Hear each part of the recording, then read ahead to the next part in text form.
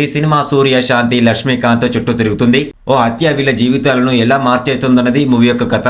సూర్య, లక్ష్మీకాంత్ మధ్య ఉన్న ఈగో సమస్యలు ఆ కుటుంబాన్ని మరింత ఇబ్బందుల్లోకి నెట్టేస్తాయి. ఆ తర్వాత ఏం జరిగింది, ఈ క్రైమ్ నుంచి వాళ్ళు తప్పించుకుంటారా లేదా అనేది show time movie story. Telugu crime thriller గా తెరకెక్కిన షో టైమ్ మూవీ ఒకేసారి 2 ఓటీటీ ప్లాట్ఫామ్స్ లో రిలీజ్ అయింది. జూలై 25న ఈ సినిమా సన్ నెక్స్ట్ తో పాటు అమెజాన్ ప్రైమ్ వీడియోలోనూ స్ట్రీమింగ్ అవుతుంది.